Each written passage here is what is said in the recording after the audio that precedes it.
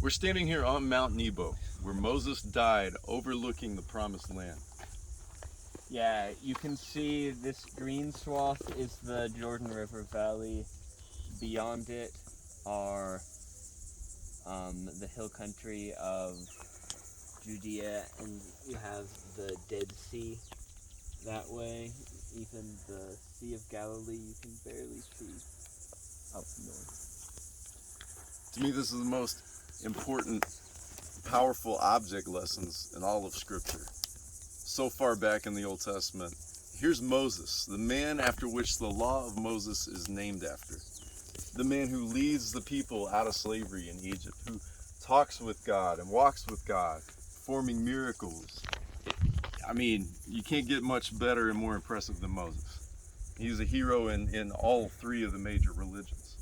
And yet here he is dying on the mountain, only getting to look into the promised land and not getting to go in himself. Yeah. So why is this? God told him that he would not be allowed to cross the Jordan River because of one sin he did. Basically almost the only, there's one more, the circumcision. Yeah. But That's one of the only things he did wrong in the Torah was God told him to speak to the rock to bring water out of it. And instead of speaking to it, he hid it. And God says, because you didn't honor me as holy before the Israelites, you will not be allowed to enter the land that I'll give you. Right. But you will be allowed to look at it. Right.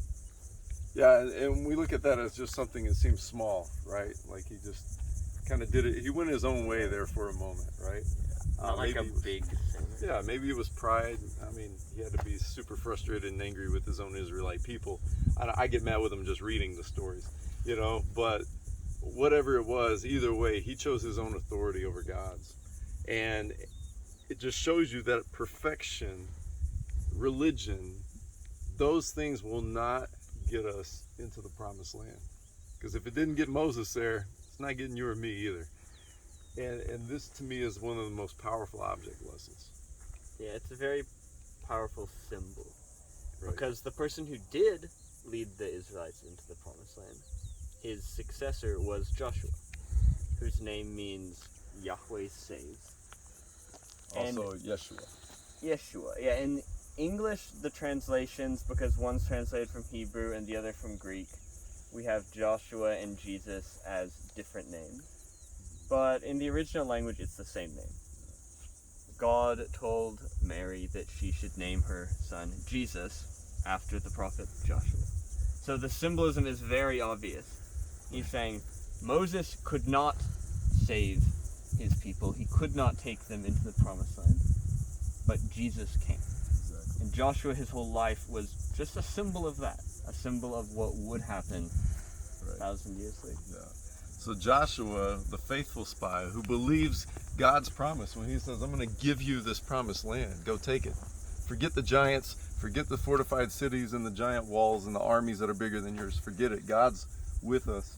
He's going to take us into this promised land. So Joshua and Caleb were the two faithful spies. And so therefore at this point, once Moses dies, not getting to go in, it's Joshua, Yeshua, who leads the people by faith through the very Jordan River Jesus will later get baptized in. This powerful imagery that's just mind-blowing, how God has set this up over such a long period of time. And for us here today, whether you're Muslim, whether you're Jewish, or you're a legalistic Christian like I was for so many years, thinking somehow I was going to get it all right, I was going to follow God's law perfectly, just right, good enough so I can be good enough to get into that promised land, into the kingdom of heaven.